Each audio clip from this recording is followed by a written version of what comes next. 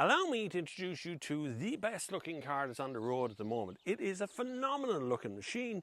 It is the Peugeot 408, Peugeot if you're from Ireland. But this car comes in a PHEV form. I think there's going to be an electric version of it coming along any day soon. But look at it, it's not an SUV, it's not a hatchback, it's not a liftback, it's not none of those things, it's kind of all of those things in one. And it's a phenomenal piece of kit, and I really think you should add it to your shopping list. But let's find out all about it right after this.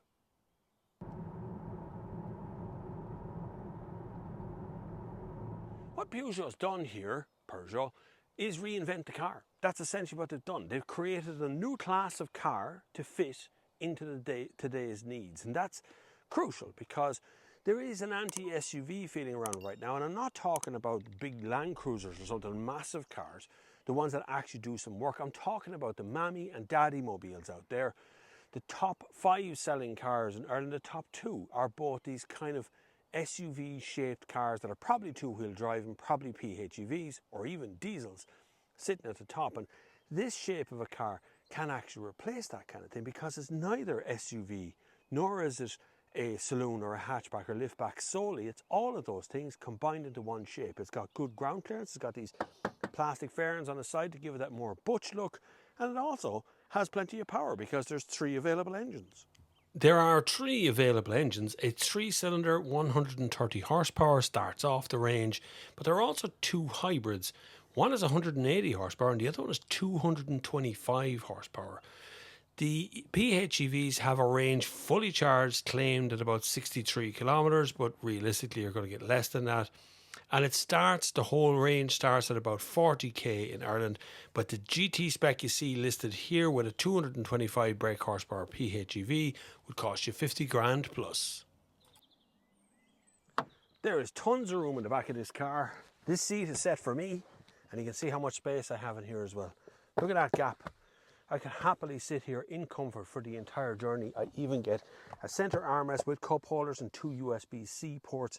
Yeah, the vents can be turned on or off. That's the only controls I have over temperature back here. But I ain't too concerned with that when you get that level of space in the car as standard. Comfort and space is not neglected up the front either. Tons of space up here. Lovely compact feeling to the entire thing. We still have a small steering wheel, but Peugeot has dealt with that. It really does feel like something's easy to use now. You know, they stop that kind of ping-ponging feeling when you're driving on the road. It's solid. Double touchscreen, we'll get into that in the drive. Tons of room for stuff. I can fit one of these full-size bottles into the door pocket easily.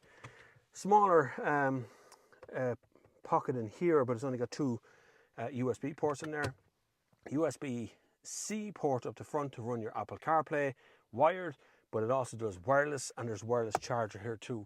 Glove box, as always in a Peugeot, is a little bit small, but it's not as small as it used to be. That might actually be a useful space these days because they're starting to put the fuse boxes in interesting places rather than just shoving it into the glove box these days. So what Peugeot has done here is to make an interesting thing out of a steering wheel.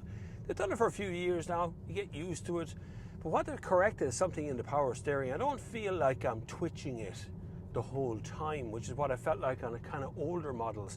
I felt like I had to adjust the steering the whole time because it was such a small little darty steering wheel. But now they seem to have slowed it down, made it a little bit more, I don't know, easy to use, I suppose. I love the 3D dashboard. I think that's gorgeous. It just stands out, makes it look more appealing on the eye, and I do like that. All of the Apple CarPlay controls are wireless.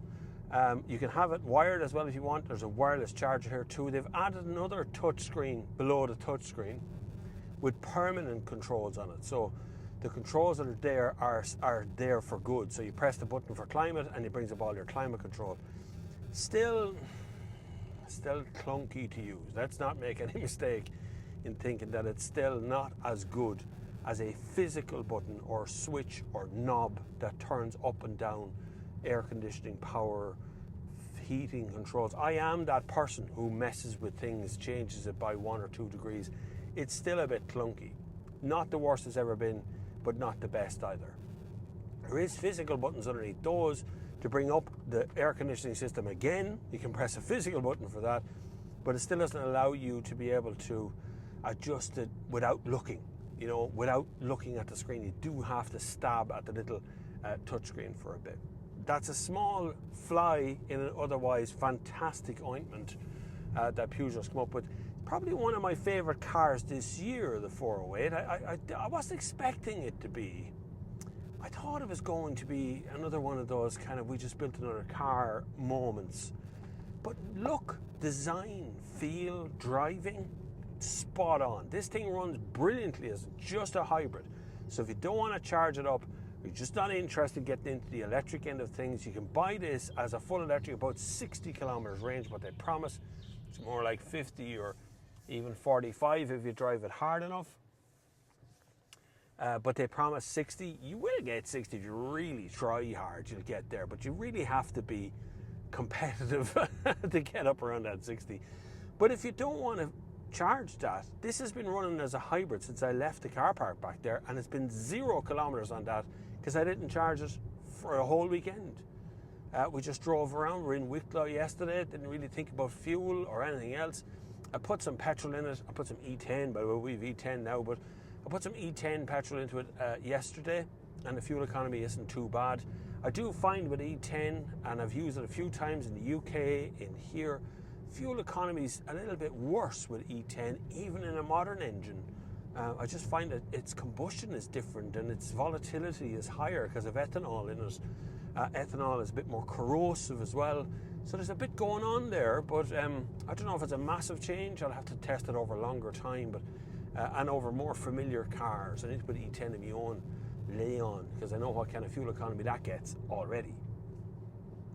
Back to the Peugeot 408. I'm happy to say that this is one of their better efforts for sure. I think it's one of their best cars they've come out with in years. I think the design is second to none. I was very happy to see this car coming at me down the road, little bunny rabbit there.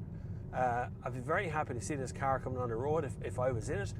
Full safety, it feels big, it feels butch, and it's very quiet in the cabin as well. So I'm delighted to say that this is one of Peugeot's better efforts. So that is the Peugeot 408 in summation. It looks like a fantastic car. I'd be very happy to recommend it to any of my family members or anyone else who's interested in buying a Peugeot or Peugeot. I think it's brilliant. I think it's a great design. I think it's going to stand the test of time, and I actually think the PHEV one is worth looking at. You know, over 200 horsepower on the top end of the scale, but you can get the standard one for around 40 grand, and that's pretty good value for what's actually in the car. Anyway, thank you very much for watching. I hope you've hit the subscribe button, and until the next time, I will see you on the far side. Oh, by the way, don't forget that myself and Nobby on Cars, you should subscribe to his channel as well, also put out a podcast that's available on all the podcast channels that you ever dreamt of, including Spotify or Apple Play or any of them things. It's called Driving Forces with Bob and Nobby, and you're going to enjoy it. I promise you. Have a look at it. Anyway, I'm going to get this car back where it should be. See you later.